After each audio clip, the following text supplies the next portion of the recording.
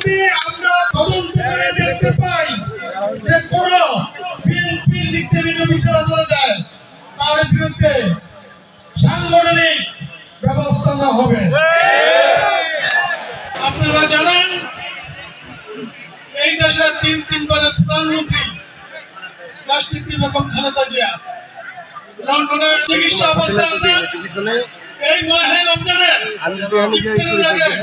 আমি সবাইকে অনুরোধ করব আমার রাষ্ট্রপতি বেগম খালেদা জিয়ার জন্য আপনারা দোয়া করবেন।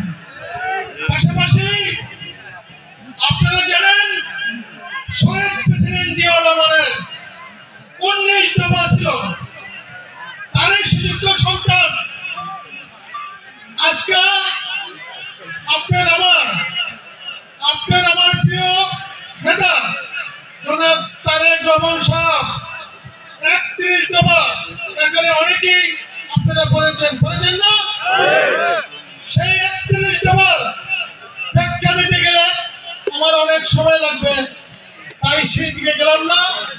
আপনারা এই যে 5ই আগস্টের পরে অনেক নেতা এসেছেন, অনেকে বিভিন্ন জায়গায় বিভিন্ন ক্লাব থেকে চাঁদাবাজি বিচার আসার শুরু করেছেন।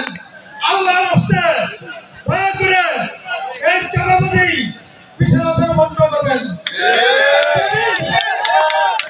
যদি আমরা তদন্ত করে দেখতে পাই যে কোন বিএনপির দিক থেকে বিচার চলে যায়, তার বিরুদ্ধে সাংগঠনিক ব্যবস্থা নেওয়া হবে।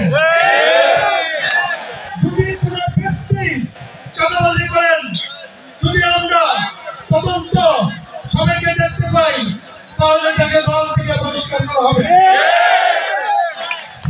আপনারা যাবেন না, ইফতারি করবেন মাঠে বসে। আমি সকলের সুস্বাস্থ্য কামনা করে, আপনাদের মঙ্গল কামনা করে আজকাল যারা এই অনুষ্ঠানটি করেছে তাদেরকে আমি সোনারগাঁও জেলা বিএনপির পক্ষ থেকে, রাষ্ট্রপতি বেগম খালেদা জিয়ার পক্ষ থেকে সবাইকে অভিনন্দন এবং শুভেচ্ছা জানাই আমি আমার বক্তব্য শেষ করলাম। বাংলাদেশ জিন্দাবাদ।